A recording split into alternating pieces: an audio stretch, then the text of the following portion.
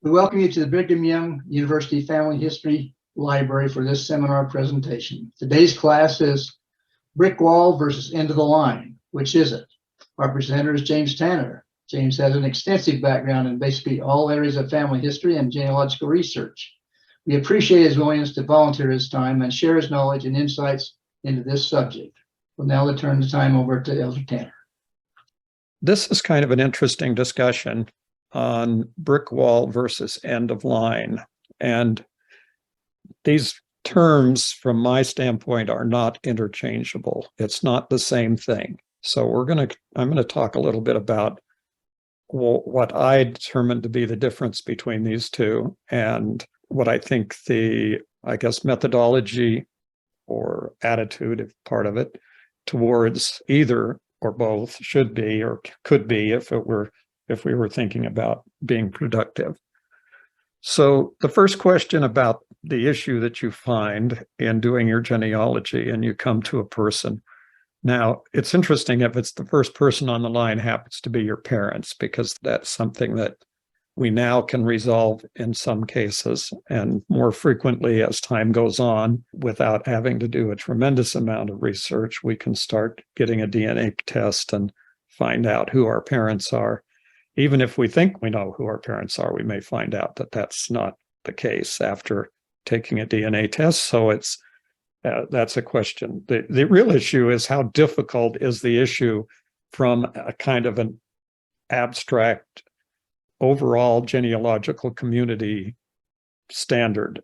So what happens to be very, very difficult for you, for example, may not be significantly difficult for someone else who happens to have more background in the particular area that's being researched or has some insights that you don't have. So whether or not it's a mountain or, in the alternative, a bump in the road, really depends on your own personal background, your personal, what you have done and what the experience that you have.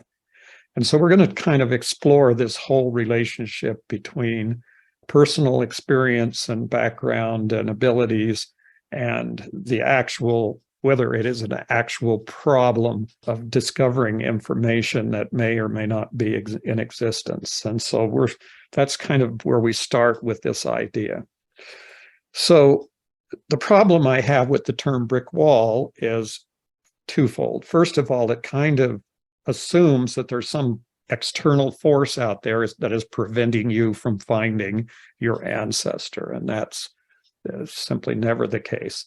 But on the other hand, it's also come to mean that any ancestral relative who's difficult to document is immediately a brick wall. Well, that's also kind of not a very good idea to take that attitude. A brick wall would be something that required, let's say, an extraordinary amount of effort on your part to learn or to develop abilities to do research. So example, I hit an ancestor going back who came from Denmark, or name a country. Immediately, there's a tremendous amount of information that I need to know in order to begin to do the Danish research. And if I don't want to do that for some reason, or I can't do it for some reason, or I simply am not interested in doing it for some reason, then you could say, well, that's a brick wall. Well, yeah, it's a brick wall to you, but if you handed that to someone who spoke Danish, for example, and had done Danish research or had studied Danish research in genealogy, it probably would be quite simple. And it is quite simple because Denmark has census records going back into the 1600s that are completely available online. Everything's digitized, everything's indexed. And it's from a standpoint of a challenge, it's a challenge simply because you have to learn all of the terminology and all of the Danish records. So it's a challenge, but I wouldn't ever call it a brick wall. So we're kind of developing this concept. But what about an end of line? Well, okay, so an end of line is someone who's with no records showing a parent-child relationship. This is the end of the line.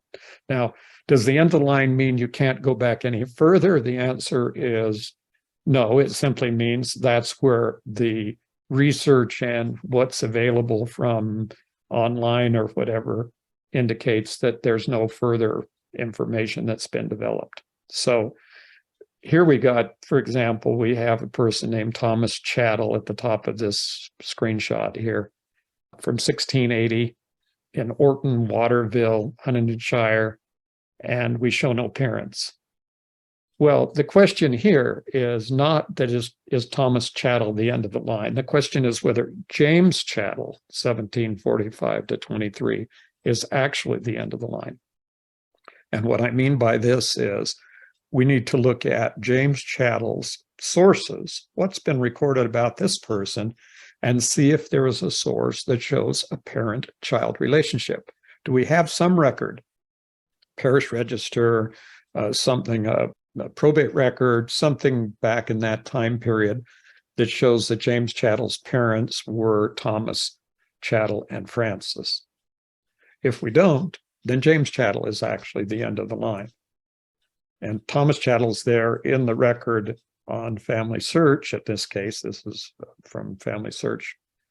And that just means somebody put in a guess or didn't really know or didn't ever record the source or whatever. So an end of the line problem has to do with basically checking the research that's been done to see that the crucial data concerning whether or not there's a parent-child relationship has been documented. And if it hasn't been, that's the end of the line. That's as far as all the research that's on this particular website, for example, goes. Example from this one in England, you could plug in to Find My Past or to Ancestry, and you may be able to immediately find a record for James Chattel showing that Thomas Chattel was his parent, was his father, and Frances was his mother, or not. It may be that those records are not generally available. A simple way to determine that is to go to the records that tell us there's for instance, a record on Ancestry that will tell you the earliest, and there's a set of records in the library, printed records, that tell you the earliest parish registers from every county in England, and every little town and every parish. So basically, you can go down to the parish level and determine whether or not there even exists a record from 1745 that would tell us who James Chattel's parents were. So that's the difference. The difference between a brick wall, meaning it's something that is frustrating to you, and an end of line is that you may be to the point of not having any further records that were any paper records that were ever recorded about that person. And that's not impossible. It could happen very quickly. And we'll talk about all those different possibilities.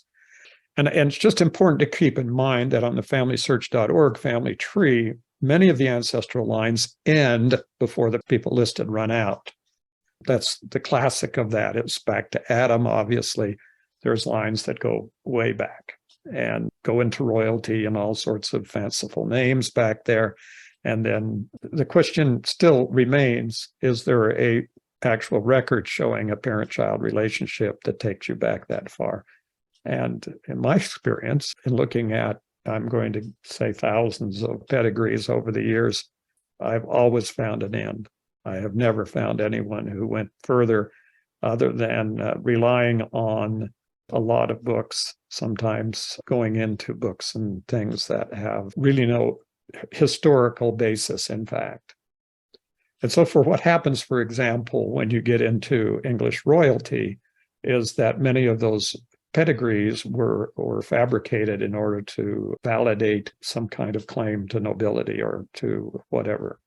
And so relying on those, some of those published ones, and there are other records that are more reliable, but unfortunately, many of this is all mixed up together in the family tree, and it's very, very difficult to sort all that out. So I think it's unfortunate that some genealogists spend an inordinate amount of time looking for both end-of-line and brick wall ancestors. I think there's a lot of genealogical work that can be done on descendancy lines and on lines that are other than those that people would normally think of that they want to do. I go back on the Family Search family tree, for example, and find lines where, for instance, a spouse's line. Generally speaking, there's a tendency, and has been for probably forever in genealogy, to focus on a surname line. For instance, in my Tanner line, it's very clear that research has been done exhaustively back to the 1600s, ending at William Tanner in Rhode Island, and that all the efforts by all the researchers since that point have never found who William Tanner's parents were.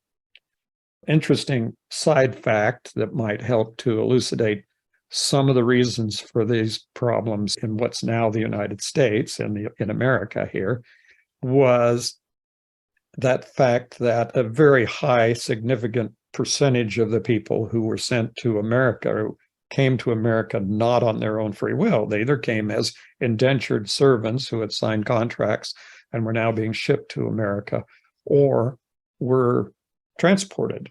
Yes, transported in the sense of the fact that they were arrested as criminals and shipped off to America as their sentence.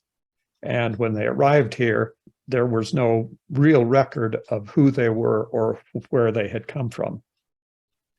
And so this is just a statement of fact. And I have seen statistics that say that as high as 40% or more of the immigrants to America in those early 1600 to say 1750 time period, or even past, fell into that category. So it's not unusual to have an end of line at your immigrant ancestor from someplace in Europe, particularly England.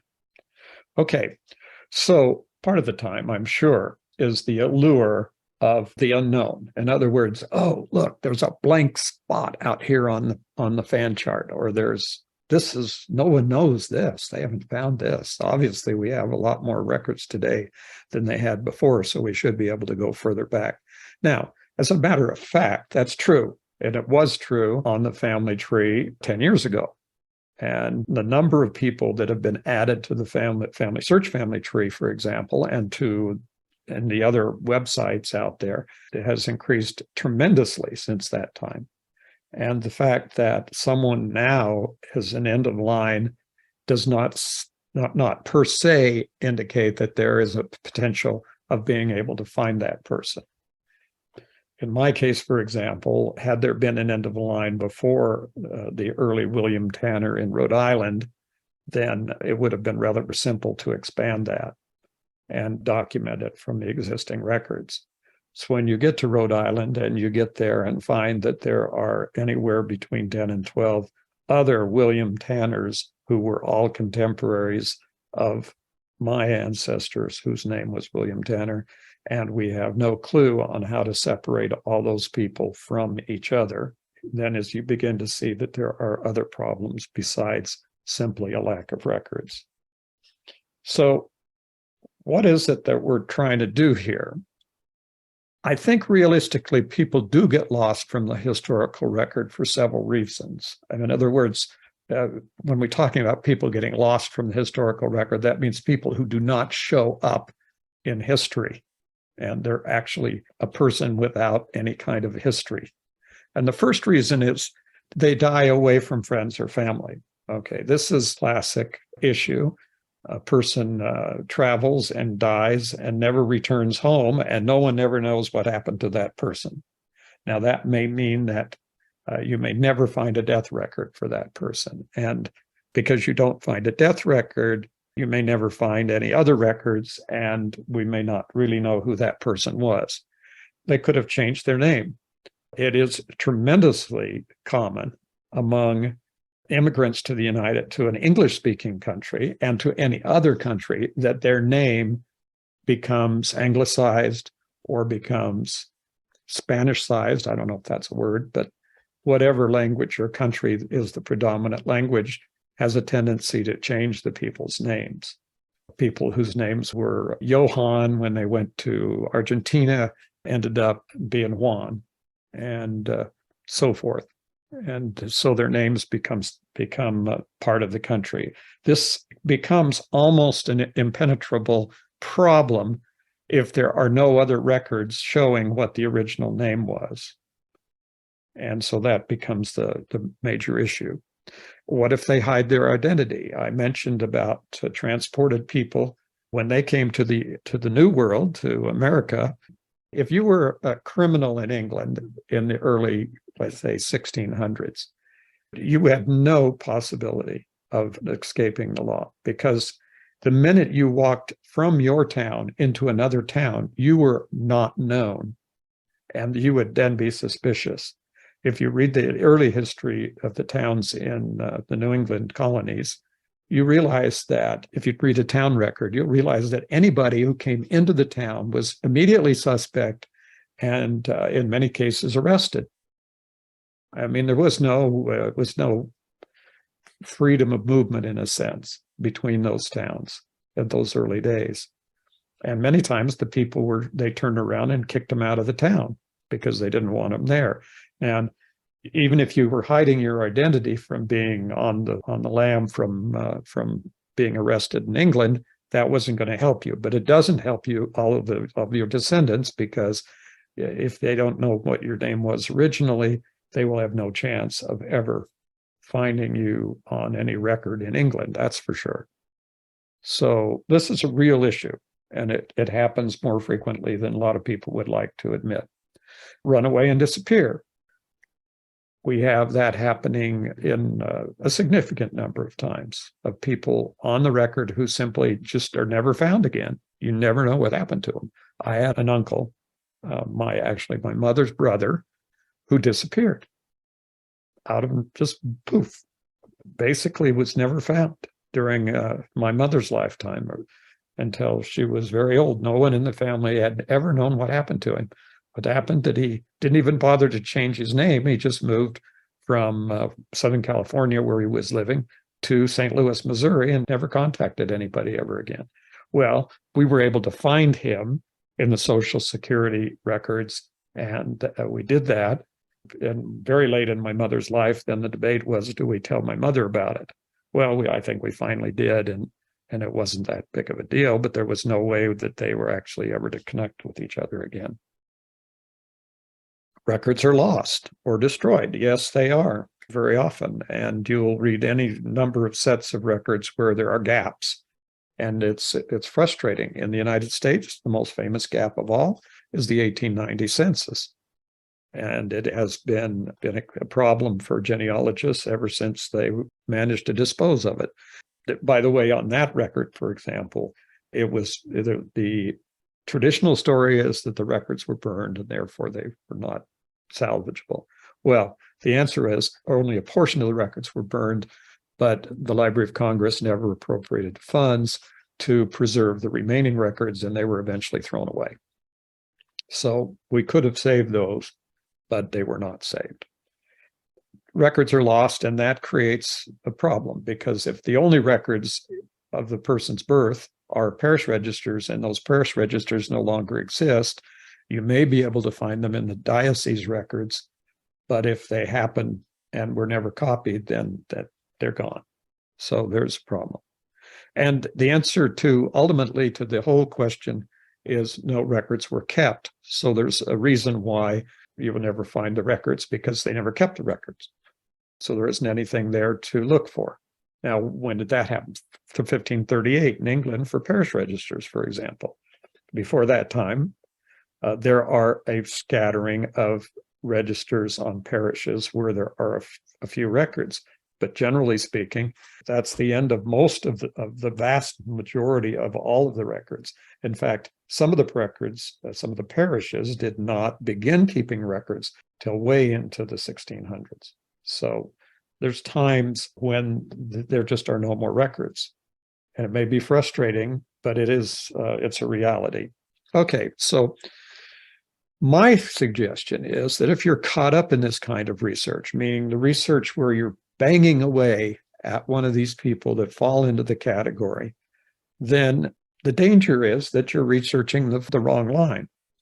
And I've found this time after time after time. In other words, I will find someone who spent years looking for this person, this particular ancestor, and I will go back down the line and find out that 2 or 3 generations down, there are no records which connect them back to that person. This is particularly true when people get into areas where everyone's related, like in New England and in small towns in any part of the world, because it's very easy to have picked up a line, someone to have picked up a line that seems reasonable, but doesn't have anything that shows a parent-child relationship. So there's nothing there that actually shows that there's this line going back. Now, what happens if you have a person who is out there and is adopted, for example, and no one knows who their real parents are? There are ways today, going back a certain number of generations, to find those people if enough records are available for the whole area and enough people are in the family trees online and you do DNA testing and enough people have done DNA testing, then it's possible to find those people. We have done that with one of my lines and that I was just looking at today, as a matter of fact. This brings up the idea that there are time-proven strategies for finding difficult ancestors or relatives. And in the past, I've given a number of classes on breaking down brick walls and looking for those records and what your strategy is on doing this. And the strategy is quite involved. It's not, we're not talking about simple, straightforward, do this and you'll work and you'll find the person. It's more accumulate enough information and you may be able to determine who the person was, even though we never find the exact record that confirms that. We may narrow it down to the fact that this is the only person in the town with that name who could possibly have been the parent, for example. So understanding this, that brick walls and end of lines are caused by some of the same factors. That's the time that the events occurred. The earlier the events happen, the more likely it is that you will not find the records. The location is always the most important factor. And many times the brick wall just simply consists of the fact that we don't know where the person was born. We know the name. We've identified this person by lots of records, for instance, in the country of arrival, but none of those records indicate where the person was born. We just don't know. And without having a specific birthplace, we can't possibly have a clue. And this has happened so many times from the map we have here, a screenshot of a map from Europe. We will get 1800s census record, for example, and it'll say that so-and-so was born in Germany. Well, what that means in 1860 is that the person spoke a language that the person who was taking the census thought was German. And that person could have been born in any one of the countries in Europe that were in existence at the time, none of which was a country named Germany. And so it's very difficult. And without any further information, we don't know if they were born in Austria or Prussia or many other bigger, those are bigger countries, but there's lots of the little tiny ones that were there at the time we need to know about before we can begin to do the research and find the records. Okay, so this is what I was saying just a few moments ago, that I've found that the brick walls or end of lines are usually because they've been looking in the wrong place or the wrong time, or they're simply unaware of the availability of records. Many times people will come to me saying, this is the brick wall. I just had one this last week that someone came to me and said it was from Mexico, for example. And this, I don't remember exactly, but it's oh, no, it wasn't Mexico, it's Puerto Rico. Came to me from Puerto Rico, for a Puerto Rican, and saying, I just cannot find, we were stuck on this person. This is their brick wall person. And looking at the records that they had, all the records they had were civil registration records.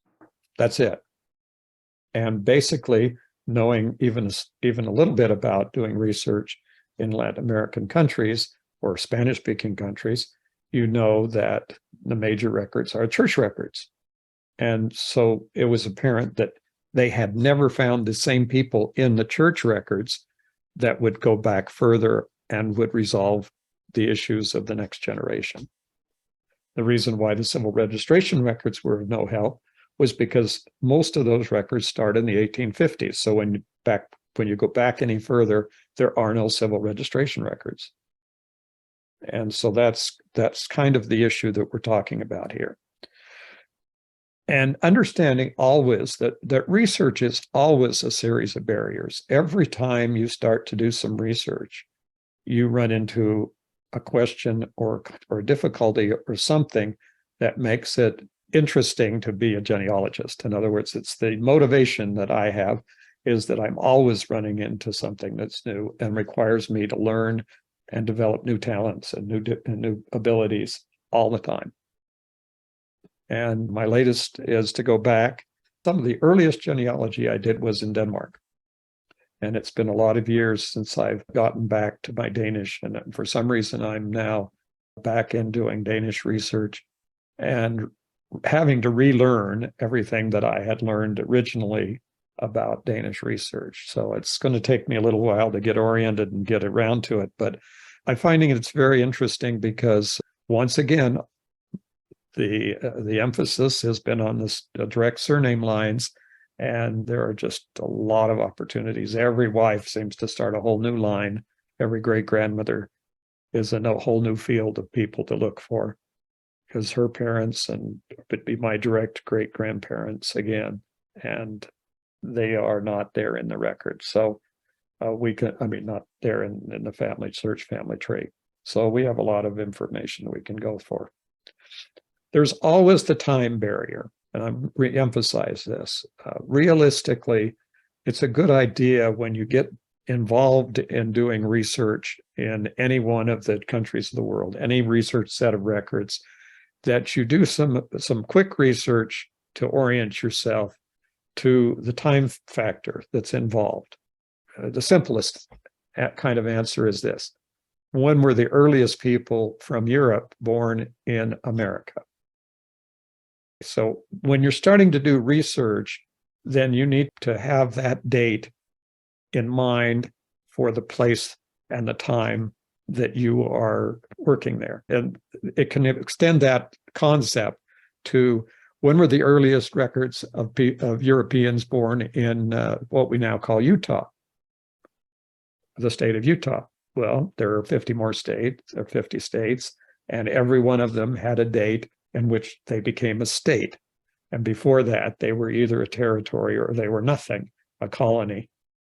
And so basically, the question about finding records depends on all of those different dates and the dates that the counties were created in the city. I have a classic example that I've left on Family Tree just so I have some really, really bad examples to use for examples. But anyway, this is one that's on one of my lines where the family is supposedly from Virginia, and they say that this person was born in this town in Virginia. And you look up when the town was settled first, and you find out that they were basically saying this person was from the same town in Virginia, even when it was part of West Virginia, and even when it was not part of Virginia, but was part of nothing. In other words, it was before there was a settlement and when it was just forest and never had any Europeans in there at all. And so you can't just go back and back and back and assume that it's all the same place, because it doesn't happen that way. So valuable genealogical records become less available as you go back in time, and the difficulty in accessing them increases, because access is the other issue. And so where are these records located, and have they been indexed? Are they available for you to search, or do you have to search them page by page? Classic example now in the United States, in America, are New England town records. New England town records are extensively available, but they're not indexed at all. And so basically, you're going to have a very difficult time having to read entire town record that may take you weeks to read through one record and get all the mentions of your family in there, and then try to put them together like puzzle pieces to find out who these people actually were and who they were related to. So there's a lot of issues here about going back. There's always the language barrier. At some point in time, going back in time, you're going to find out the people don't speak your language anymore. It's been well settled for many, many years that language change over time. And the language that you speak today is not the language you've spoken by your ancestors in many, many cases, not just because they came from another country, but because as you go back in time, the language has changed until the point my minor in my master's degree at the University of Utah was in history of the English language. And so that's what I learned rather early in my career. And Middle English is only made kind of like English. And Old English is nothing like English and sounds like a different language. And so basically, when you go back into those records, you're going to find, the other thing you'll find especially with church records, is that depending on the time frame going backwards, the language, the records may have been kept, particularly by the Catholic Church, may have been kept in Latin instead of in Spanish or English or French or whatever. And so at some point in any country, any place in the world, you're going to hit this language barrier that's out there. Then there's the location barrier. The location barrier is a little kind of more irrational in a sense. It means that if you trace your ancestors back to a certain country or a certain place in the world, it just may be that the records don't exist for that or aren't available at all, or would require you to get on an airplane or a boat or a ship or whatever way you want to get there and actually do records in the site where they occur. So this is kind of the location barrier. Our perspective from helping digitize records for Family Search for a year as missionaries in Annapolis, Maryland, at the Maryland State Archives, we were digitizing probate records, which are tremendously valuable records for doing research, and found that the efforts that had been made prior to our arriving and what we did on our years there in Maryland, we're just beginning to scratch the surface of the number of probate records that were available in their big books and sitting in their archives in Annapolis. Even today, I would suggest that given the millions and millions of records we digitized, it's very, very probable that you would still need to go to the Maryland State Archives to do any research past a certain point on the records. And that's probably still significantly the point. So location is always an issue as to whether or not you've reached the end of the line or whether you a brick wall that can be overcome by more research or whatever happens. We have been years confronting the foundling or adoption barrier. That basically is the issue of a person who seems to have no parents. And that was the case with my great-great-grandfather, who was adopted supposedly in Denmark. And the way we got around that, as I mentioned a moment ago, was through DNA testing and through doing some additional research, determining the most logical place or the most logical family person, mother and father that weren't married at the time, who were his parents, and then confirming that through DNA matches that occurred through MyHeritage and the MyHeritage DNA. So basically, that issue of who his parents are has been solved. That may or may not, in some cases, open up a whole new area of research. Or in this case, it turns out that his father is well researched, but his mother is not. And so there's some availability of research there. So this is where it is, but it's always a problem and always has been a problem, particularly if there is no real record that the fact of where this person came from.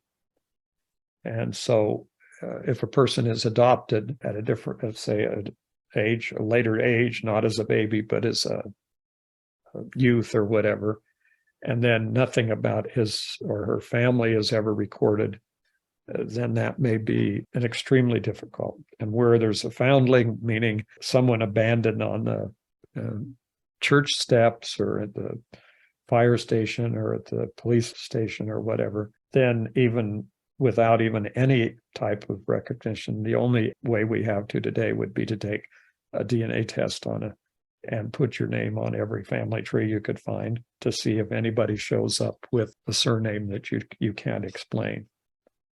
So all of that would be the reasons. Then there's the knowledge barrier, and this is the most challenging for some, and in some ways not easy. I'm not ever going to use that word, but it's the doable one. If I'm starting in Danish research, for example, then I have run into the knowledge barrier within a matter of a few minutes of doing research or looking for records. And then I have to stop and start learning.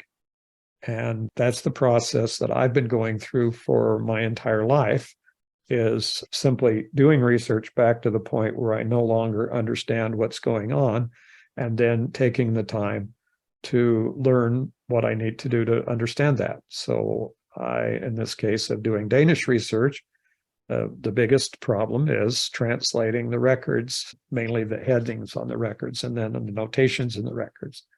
And fortunately, we have tools and resources that give me that information. And I realize that it's simply a matter of spending some time and some effort, and I will be then back as I was previously, being able to move backward and doing research and finding the right records.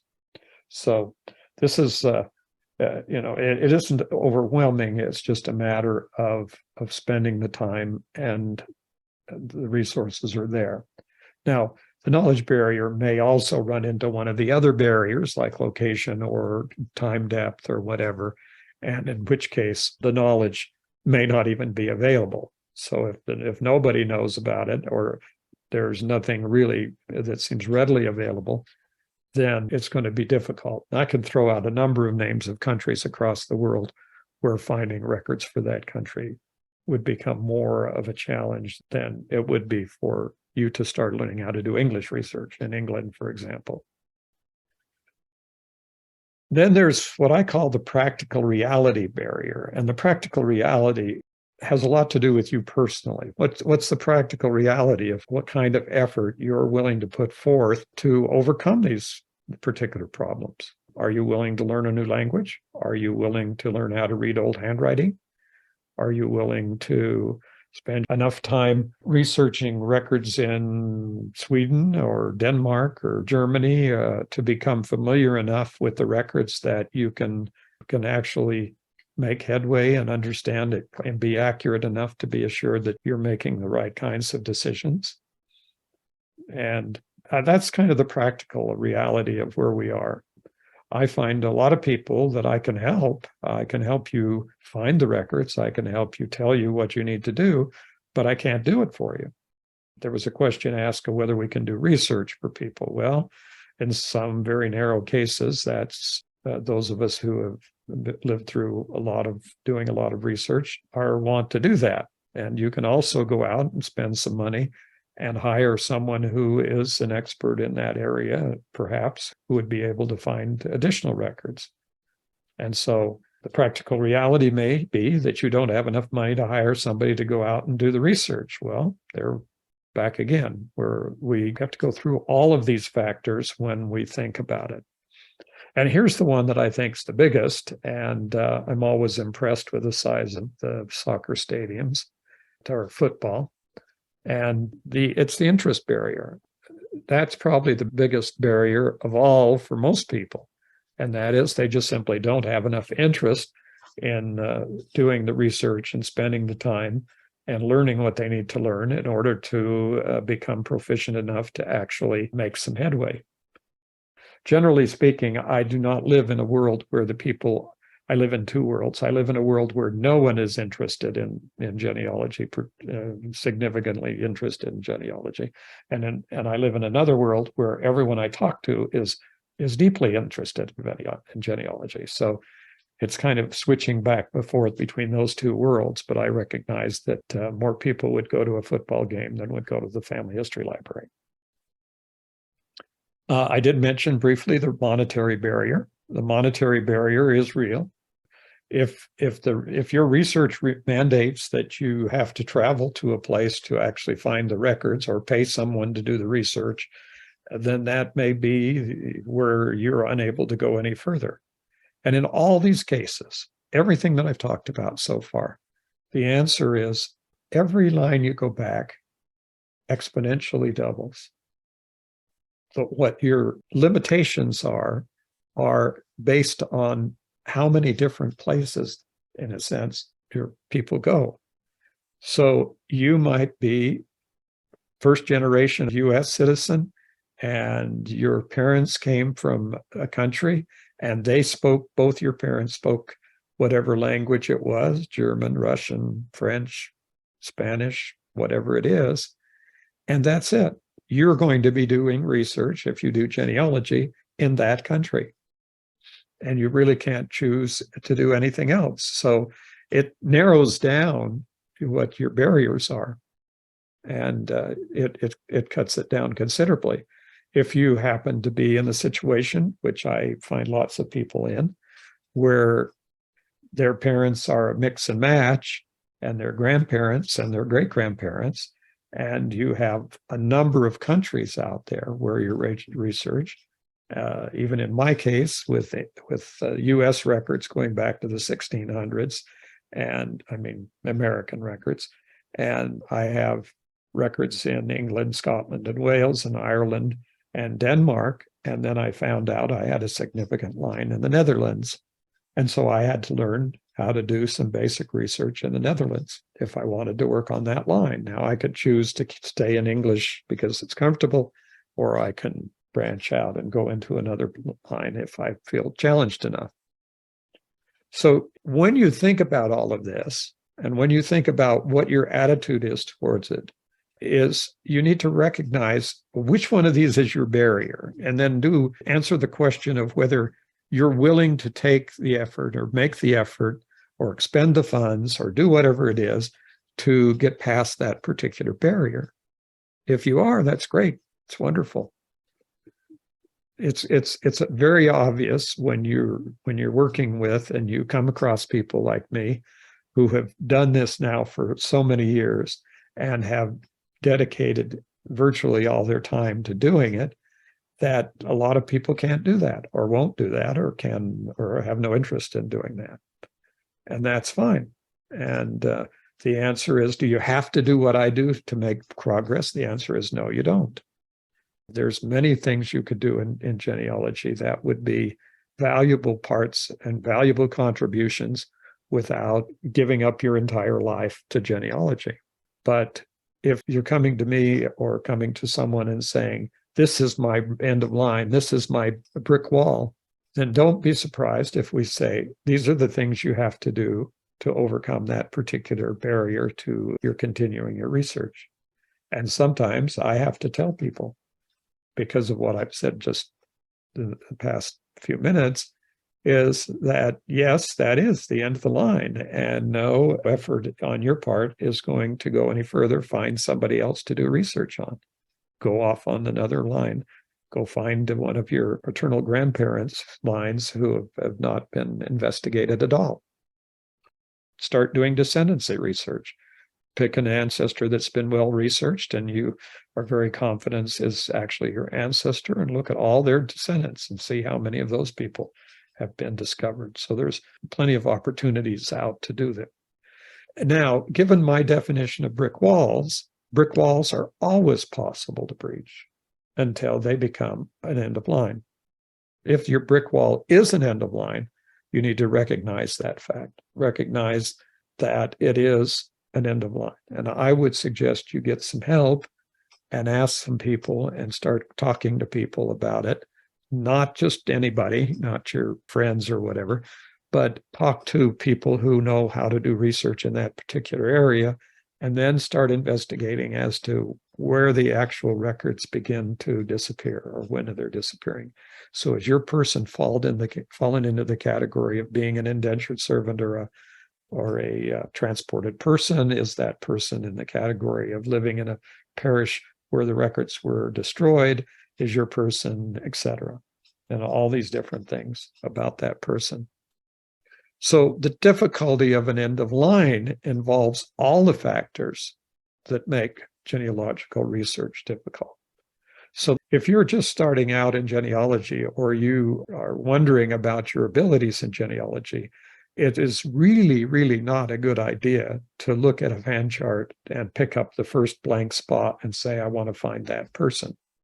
Because number one, you may not know if you're related to that person. And number two, even if you are related to that person, that there may be a reason why no one has found their parents. So there's lots of other work on the lines that have yet to be developed. And it's always a possibility to go back on one of these lines and find that, yes, there's no information on the family search family tree or on any other tree about this person's parents, but that's not because the person is at the end of the line. It's because that person has just, no one has ever taken interest in doing that research. So ultimately, the answer is always ask for help. Always come to somebody, resources that we have, and ask for help. That's what we think is one of the major things. The next one is to use all the genealogical tools. Get a DNA test. If you haven't had a DNA test, learn about DNA. Learn how you can use DNA to get by some of these barriers that have been impossible in the past. And use all the family trees. I hear so many people who come and say, yeah, I have my family on Family Search. And I say, well, what about Ancestry? Well, I've never looked at Ancestry, or I've never looked at Find My Past, or I've never looked at My Heritage, or I've never looked at Filet in France, or I've never looked at any of these other programs. And I go, well, I can understand why you're frustrated, because there's a whole world of records out there that are not on Family Search that you have never bothered to look at. And so that's kind of the way that it is. So I encourage people just to branch out, use the resources that they have available, and understand that it takes time. And it takes time to learn how to use Ancestry. Yes, it does. It takes time to learn how to use My Heritage. Yes, it does. But that's part of this whole process of progressing and learning. And in each case, you may end up finding information that you could not otherwise find. So don't try to do it all alone. The other part of this is learn about and find those people in your particular area that are also doing the research. And if you have to, raise them up and teach them how to do it. But the basic time is to try to help get as many people involved. And if you really, really get stuck and you find people are on this line, try to contact them and try to get involved and so that you can collaborate and help each other to do the research. And the last one is don't become obsessive. Well, it's not really the last one, but it's don't become obsessive. There's no reason when you've spent a considerable amount of time looking for an individual, unless you come and get it evaluated and find out whether or not this is an actual end of line or it's just a brick wall with a little bit of study needed. There's no reason to do that. There's no reason to spend years and years trying to find a death certificate, for example. It may not exist. It just may not exist. There is nothing that says that any particular record was ever created. So just have to learn that there's holes in the system. And once you hit the hole, then don't get obsessed about it. And as I've said over and over, keep learning, keep spending the time. When you do get to a place and you understand that it's because you can't read the record, then learn how to read the record. And that is just kind of the key to how to do it. And in our lives, we need to sometimes become specialists in a sense. And if you feel comfortable doing English research, then do English research. And if you don't ever feel comfortable doing German research, then don't worry about your German ancestors. Wait till someone comes along that speaks German or has interested in doing German research. don't feel you're compelled to do all of the research for all the different lines at all at the same time. As numbers show that that's not practical. Every generation doubles at least, and maybe more than double. Okay, well, thanks for watching.